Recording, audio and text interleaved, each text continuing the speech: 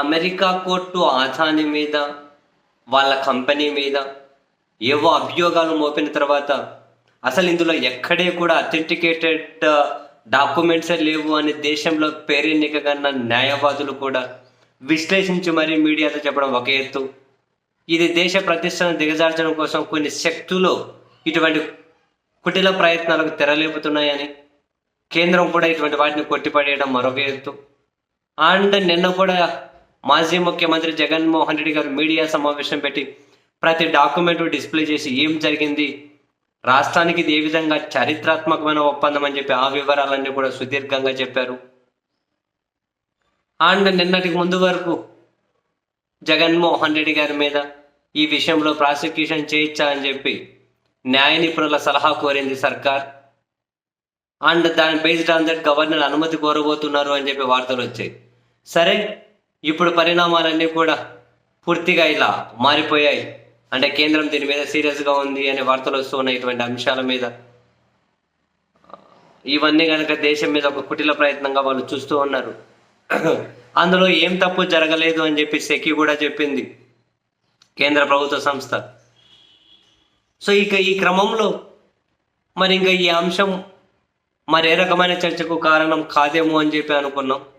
కానీ Telugu Desam party media అయితే ఇంకా ఏమంటారు, ఉత్సాహంగా నమ్మకంగా ఉన్నట్లున్నారు. జగన్మోహన్ రెడ్డి గారి మీద ఈ అంశంలో ఏమైనా ప్రాసిక్యూషన్కి ఛాన్స్ ఉందా, అటువంటి ఛాన్స్ ఏదైనా ఉంటే నిజాలు అబద్ధాల సంగతి తర్వాత ఇప్పుడు ఆయన మీద 1.5 దశాబ్దం నుంచి లక్ష కోట్లు అని చెప్పి ఎట్లయితే ఒక ముద్ర వేశారు, ఇప్పుడు కూడా ఈ అంశంలో ఏదైనా ఒక ముద్ర వేయడానికైనా ఉపయోగపడుతుంది కదా ఏదైనా కేసు ఫైల్ చేస్తే. సో దానికోసమైనా కూడా బాగా తాపత్రయపడుతూ ఉన్నట్టున్నారు. బహుశా అందులో భాగంగానేమో ఇప్పుడు మళ్ళీ ఒక కొత్త ప్రచారం స్టార్ట్ అయింది. ఏమని, ఈరోజు సాయంత్రం 8 గంటలకు ముఖ్యమంత్రి చంద్రబాబు నాయుడు గారు గవర్నర్ అబ్దుల్ నజీర్ గారిని కలవబోతూ ఉన్నారు.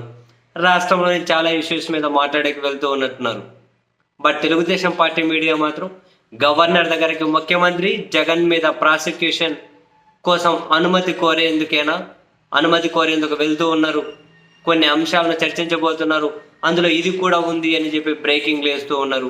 మరి ఏ ప్రాతిపదికన వీళ్ళు విచారణ మొదలెడతారు, ఎక్కడి నుంచి మొదలెడతారు, ఇవన్నీ అర్థం కావట్లేదు. అండ్ ముఖ్యమంత్రి ఎందుకు వెళ్తున్నారు, మనకున్న ఇన్ఫర్మేషన్ ప్రకారం యాక్చువల్గా మాజీ రాష్ట్రపతి రామ్నాథ్ కోవింద్ గారు రాష్ట్రంలో పర్యటిస్తూ ఉన్నారు. మాజీ రాష్ట్రపతి గౌరవార్థం గవర్నర్ గారు కూడా ఒక విందు ఏర్పాటు చేసినట్టున్నారు రాజ్భవన్లో.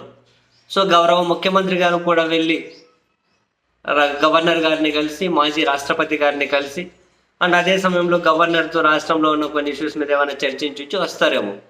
బట్ తెలుగుదేశం పార్టీ మీడియా మాత్రం జగన్మోహన్ రెడ్డి గారి మీద ప్రాసిక్యూషన్ చేయడం కోసం, అనుమతి కోరడం కోసం గవర్నర్ దగ్గరకు వెళ్తూ ఉన్నారు అని చెప్పి అయితే బ్రేకింగ్ లేస్తూ ఉంది.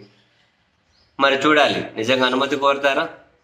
సో వాళ్ళు ఈ విషయంలో మరింత ముందుకెళ్ళి ఫైనల్గా నేను చెప్పాను కదా, ఈ విషయంలో తేలడానికి ఏమీ ఉండదు అల్టిమేట్గా. బట్ రాజకీయంగా కావాల్సినన్ని విమర్శలు బురద చల్లడం కోసం అయితే డెఫినెట్లీ ఉపయోగించుకోవచ్చు.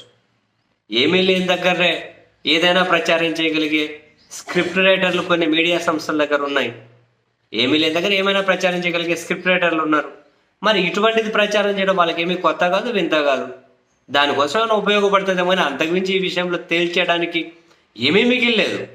అక్కడ ఆదాని కేంద్ర ప్రభుత్వ సంస్థ ఎవరు చూసినా all this is non sense అని చెప్పి చెబుతూ ఉంటే మరి ఇంకెక్కడి నుంచి మొదలెట్టాలి జగన్ గారి మీద తెలియదు. మరి మనకైతే వీళ్ళు మొదలెడితే చూడాలి. మరి ముఖ్యమంత్రి గారు గవర్నర్ దగ్గరకు అందరికీ వెళ్తున్నారా తెలియదు. చూద్దాం, ఒకసారి కలిసి వచ్చిన తర్వాత వాళ్ళ మాటలు, వాళ్ళ అడుగులు, వాటన్నిటిని బేరీజ్ వేసుకొని ఎటువైపు వెళ్తున్నారు ఒక క్లారిటీ ఏమైనా వస్తుందేమో చూద్దాం.